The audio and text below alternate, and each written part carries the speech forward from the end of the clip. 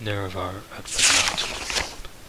The following is from the Apocrypha, the hidden writings of the Tribunal Temple. It is a scholarly retelling of a tradition transmitted through the Ashlanders concerning the battle at Red Mountain and subsequent events. The Ashlanders associate this tale with the telling of Alandro Sul, a shield companion of Nerevar who came to live among the Ashlanders after the death of Nerevar, and during the ascension of the Tribunal. There are many variant treatments of this story, but the primary elements are consistent throughout the tradition. The murder of Nerevar, the tragic fate of Dagoth-Ur, and the profane source of the Tribunal's divine power are denied by temple doctrine as ignorant Ashlander superstition, and not widely known among civilized Dunmer.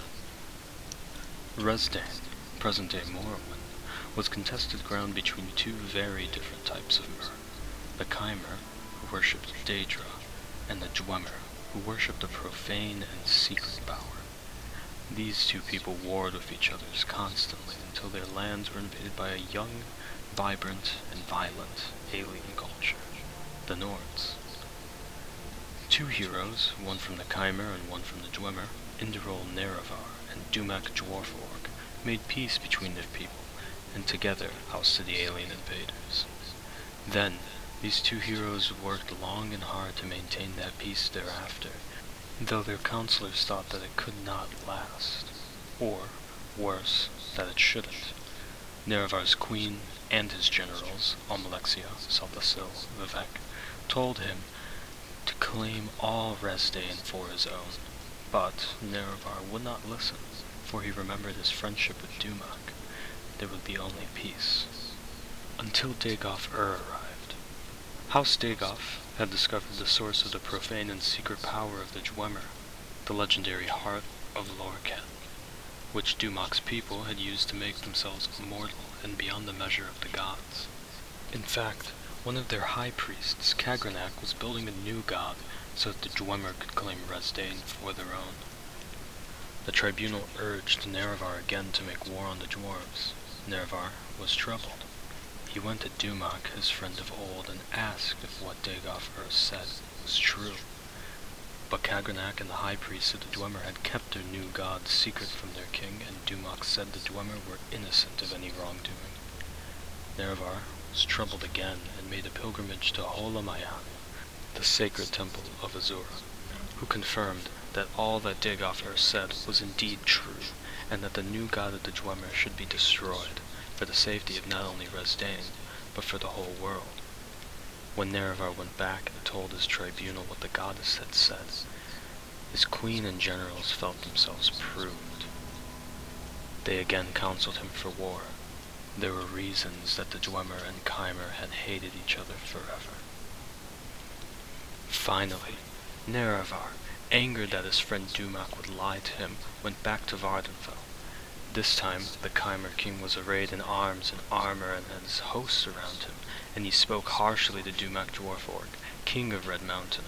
"You must give up your worship of the heart of Lorkhan, or I shall forget our friendship and the deeds that were accomplished in its name."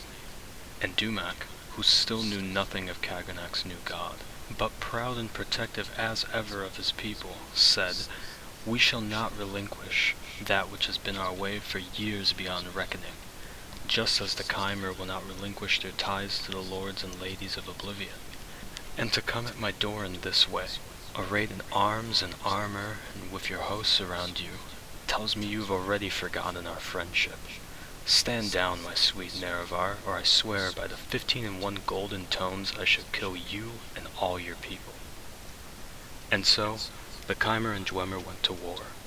The Dwemer were well defended by their fortress at Red Mountain, but the bravery and cleverness of Nerevar's queens and general drew most of Dumak's armies out into the field and kept them there, so that Nerevar and Dagoth-Ur could make their way into the heart chamber by secret means. There, Nerevar met Dumak, the dwarf king, and they both fell from grievous wounds.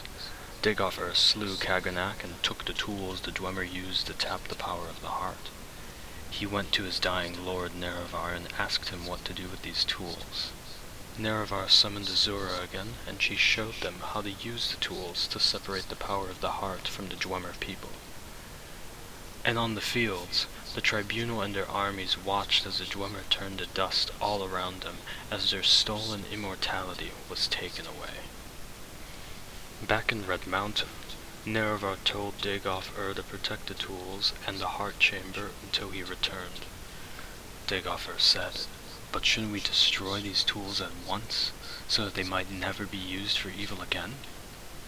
But Nerevar was still confused by his wounds and his sorrow, for he still loved Dumak and the Dwemer people, and so went to the fields outside Red Mountain to confer with his queen and his generals, who had foreseen that this war would come, and whose counsel he would not ignore again. "I will ask the tribunal what we shall do with them, for they have had wisdom in the past that I had not. Stay here, loyal Dagoth until I return." Then Nerevar told his queen and generals all that had transpired under Red Mountain, and how the Dwemer had used special tools to turn their people into immortals, and of the wondrous power of the heart of Lorcan. The tribunal decided that the Chimer should learn how to use this power, so that Nerevar might claim Resdain and the world for their people. Nerevar did not expect or want this, so he asked his queen and his generals to help him summon Azura yet again for her guidance. But the tribunal had become as greedy as Kaganak upon hearing of the power of the heart, and they coveted it. They made ritual as if to summon Azura, as Nerevar wanted. But Almalexia used poison candles, and Sultasil used poisoned robes, and Vivek used poison invocations. Nerevar was murdered. Then Azura came forth anyway and cursed the tribunal for their foul deeds. She told them that she would use her powers over dusk and dawn to make sure Nerevar will come back and make things right again. But the tribunal laughed at her and said that they would soon be gods themselves and that the Chimer people would forget their old ways. And Azura knew that this would be true, and that it might take a long time before her power might bring Nerevar back. "What you have done here today is foul beyond measure, and you will grow to regret it. For the lives of gods are not what mortals think, and matters that weigh only years to mortals weigh on gods forever. And so, that they might know forever their wicked deeds, Azura changed the Chimer into Dunmer, and let their skin turn ashen and their eyes into fire. Let this mark remind you of your true selves, who, like ghouls, fed on the nobility, heroism, and trust of their king." And then the tribunal went into Red Mountain and met with Dagoth. Dagoth saw what had been done, for his skin had changed as well, and he tried to avenge the death of Nerevar, but to no avail. He was driven off and thought dead, and the tribunal found the tools he had been guarding, and, through study of Kaganak's methods, turned themselves into gods. Thousands of years after their apotheosis, the tribunal are still the gods of Morrowind, and the old ways of worship are remembered by only a few. The murder of Nerevar is known to even fewer, but his queen and generals still fear his return, for the words of Azura linger long, and they see the mark of her curse on their people every day.